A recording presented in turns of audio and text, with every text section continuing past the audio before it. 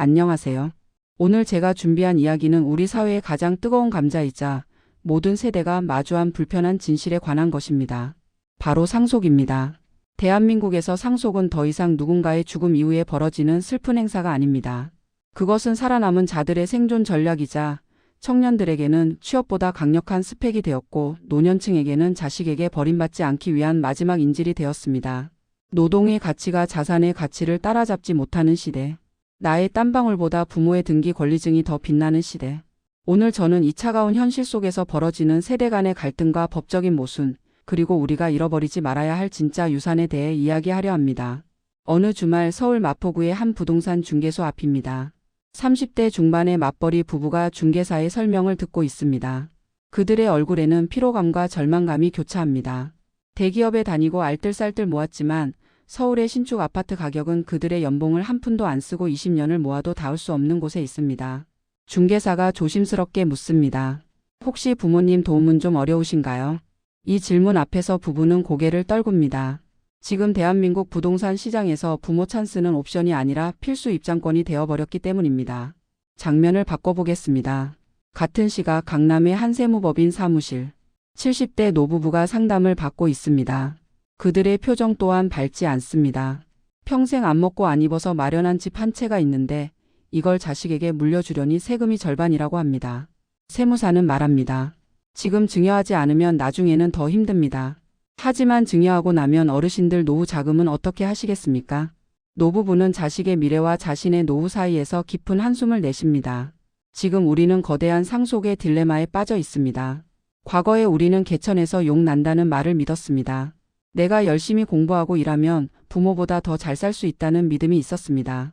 그것을 우리는 자수성가라고 불렀고 그것이 우리 사회의 미덕이었습니다. 하지만 오늘날 자수성가는 전설 속의 단어가 되었습니다. 대신 수저 계급론이 그 자리를 차지했습니다. 나의 노력이 부모의 증여 한 번을 이길 수 없다는 박탈감.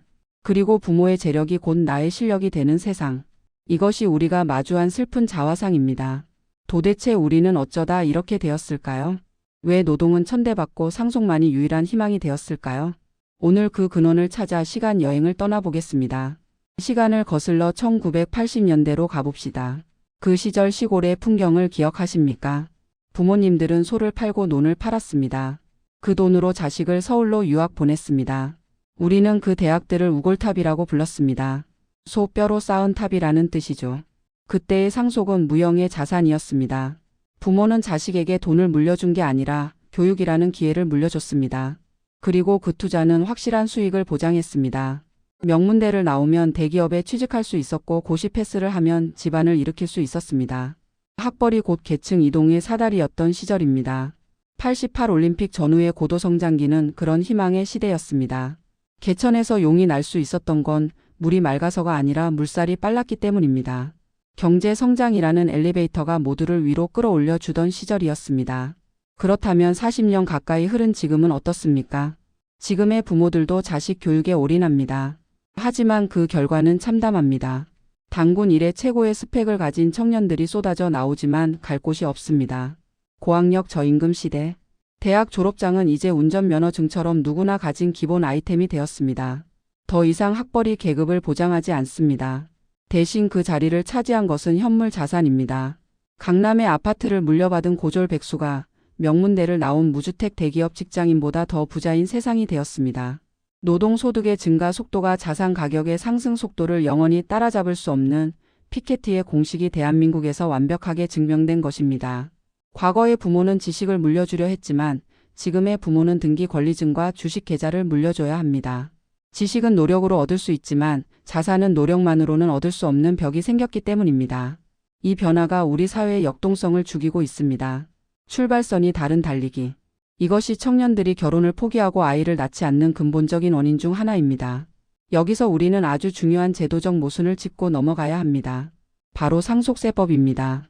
현재 대한민국의 상속세 체계는 놀랍게도 1997년에 만들어진 틀을 거의 그대로 유지하고 있습니다. 1997년. 우리가 IMF 외환위기를 겪던 그 해입니다. 당시 서울의 음마아파트 가격이 1억 원에서 2억 원 하던 시절입니다. 그때 정부는 상속세 일괄공제 한도를 5억 원, 배우자 공제까지 합치면 10억 원으로 설정했습니다. 당시 10억 원은 정말 큰 부자들만 가진 돈이었습니다. 그러니 상속세는 재벌이나 아주 부유한 사람들만 내는 부자세였습니다. 아무도 불만이 없었습니다. 하지만 강산이 3번 변하는 동안 세상은 천지개벽했습니다. 짜장면 값이 2,000원에서 1만 원이 넘게 올랐고 서울 아파트 평균 가격은 12억 원을 훌쩍 넘겼습니다.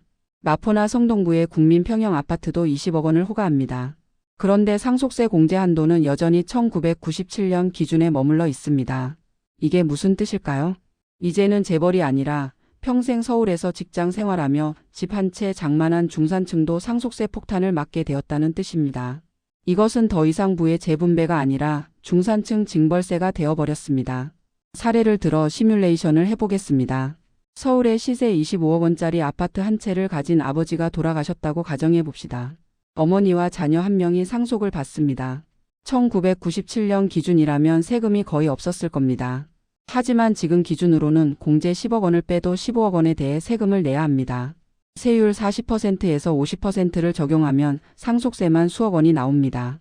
평범한 직장인 자녀가 갑자기 현금 3억, 4억 원을 어디서 구합니까?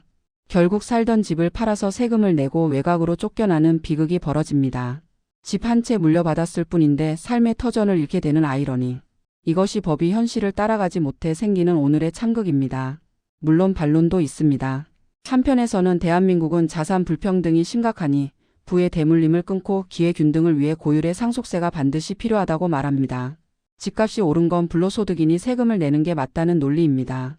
하지만 반대편에서는 이미 집을 살 때 취득세 냈고 가지고 있으면서 재산세와 종부세 냈는데 죽었다고 또 절반을 떼어가는 건 이중과세라고 맞섭니다. 물가는 오르는데 세금 기준만 그대로 두는 건 사실상 정부가 인플레이션을 이용해 국민의 재산을 조용히 몰수하는 것이라는 주장입니다. 이 논쟁은 지금 대한민국을 가장 뜨겁게 달구는 이슈입니다. 이런 가혹한 세금 구조와 경제 상황은 가족 간의 비극을 만들어냅니다. 가장 따뜻해야 할 가족 식탁이 돈을 둘러싼 차가운 협상 테이블로 변했습니다. 40대 자녀들의 입장을 들어봅시다. 아버지, 저 지금 너무 힘듭니다. 애들 학원비는 한 달에 200만 원씩 나가고 대출 이자는 감당이 안 됩니다. 어차피 나중에 주실 거 지금 증여해 주시면 안 됩니까? 제가 숨 좀 쉬고 살게 해주세요. 그들에게 상속은 먼 미래의 보너스가 아니라 당장의 생존을 위한 산소호흡기입니다. 죽어서 받는 10억보다 지금 받는 1억이 더 절실한 것입니다. 반면 70대 부모들의 속마음은 타들어갑니다. 내가 가진 건 이 집 한 채뿐이다. 우리는 100세 시대라고 하는데 앞으로 30년을 더 살아야 한다. 병원비도 필요하고 생활비도 필요하다. 그런데 이 집을 미리 줘버리면 너희가 나를 찾아오기나 할까? 돈 없는 노인을 자식들이 거들 떠나볼까? 그들에게 집은 자산이 아니라 자식의 효도를 담보하는 마지막 보루입니다. 일종의 보험인 셈입니다. 이 간극에서 파생된 새로운 트렌드가 있습니다. 바로 효도 계약서입니다. 부모가 자식에게 재산을 미리 주면서 각서를 받습니다. 매월 생활비 200만 원을 지급할 것. 일주일에 한 번 방문할 것. 만약 어길 시 재산을 반환한다. 법무법인마다 이런 계약서를 공증하려는 줄이 길게 늘어서 있습니다. 가족 간의 사랑이 계약 관계로 전락한 씁쓸한 풍경입니다. 또 하나는 유류분 반환 청구 소송의 급증입니다. 부모님이 특정 자식에게만 재산을 주거나 사회에 환원했을 때 나머지 자식들이 내 몫을 내놓으라며 소송을 거는 겁니다. 최근 몇 년 사이 이 소송 건수가 폭발적으로 늘었습니다. 장례식장에서 상복을 입고 멱살잡이를 하는 형제들.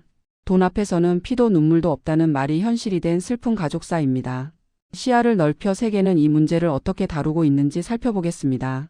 놀랍게도 선진국 중 상당수는 상속세를 폐지했습니다. 캐나다, 스웨덴, 호주 같은 나라들입니다.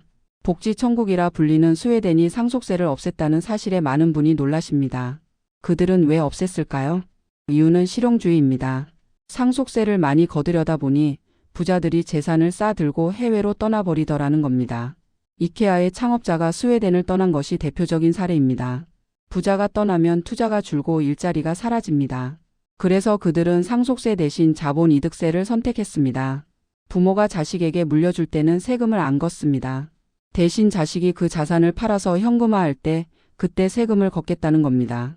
기업을 물려받았으면 계속 경영해서 고용을 창출해라. 세금은 나중에 팔 때 내라. 이것이 그들의 논리입니다. 반면 대한민국과 일본은 여전히 세계 최고 수준의 상속세율을 유지하고 있습니다. 최고 세율 50%, 대주주 할증까지 하면 60%에 육박합니다. OECD 평균이 25% 수준인 것에 비하면 압도적으로 높습니다. 재계에서는 코리아 디스카운트의 주원인이 바로 상속세라고 지적합니다. 삼성전자 주가가 오르면 상속세가 늘어나니 대주주들이 주가 오르는 걸 싫어한다는 음모론까지 돕니다. 가업 상속 공제를 확대해야 한다는 목소리가 높습니다. 중소기업 사장님들이 세금 낼 돈이 없어서 회사를 사모펀드에 팔아넘기고 그 과정에서 직원들이 해고되는 일이 비일비재하기 때문입니다. 하지만 반대편에서는 부의 세습을 정당화해서는 안 된다고 맞섭니다. 세금을 깎아주면 부자들만 더 부자가 되고 서민들의 박탈감은 더 커질 것이라는 주장입니다. 이 양측의 논리는 평행선을 달리며 우리 사회를 둘로 쪼개고 있습니다. 효율성이냐 형평성이냐. 아직 우리는 그 합의점을 찾지 못한 채 표류하고 있습니다. 이야기를 마무리하며 조금 더 먼 미래인 2040년을 상상해 봅니다. 지금 우리는 상속세 때문에 싸우고 있지만 그때가 되면 이 논쟁 자체가 무의미해질지도 모릅니다. 왜냐하면 상속을 받을 사람이 사라지기 때문입니다. 인구 절벽, 저출산, 자식이 없어서 재산을 물려줄 곳이 없는 노인들이 늘어날 것입니다. 그때는 상속이 아니라 국가가 주인 없는 재산을 어떻게 관리할지가 문제가 될 것입니다. 우리는 지금 돈의 액수, 아파트의 평수, 세금의 세율에만 매몰되어 있습니다. 하지만 상속의 본질은 무엇일까요?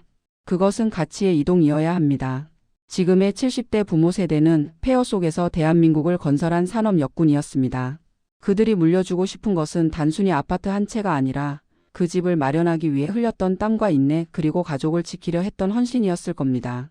그리고 지금의 3040 자녀 세대가 물려받아야 할 것은 그 자산을 지렛대 삼아 더 나은 세상을 만들고 다음 세대에게 기회를 열어주는 책임감일 것입니다.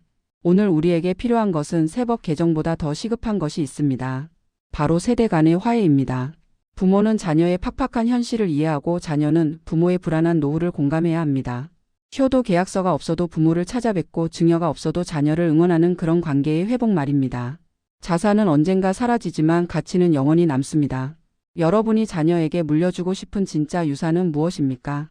통장 잔고입니까? 아니면 험한 세상을 헤쳐나갈 수 있는 지혜와 사랑입니까? 상속이 실력이 된 차가운 시대라고 하지만 그 속에서도 여전히 사람의 온기가 최고의 유산임을 믿고 싶습니다. 지금까지 대한민국의 오늘을 진단하고 내일을 고민해 봤습니다. 이상입니다. 감사합니다.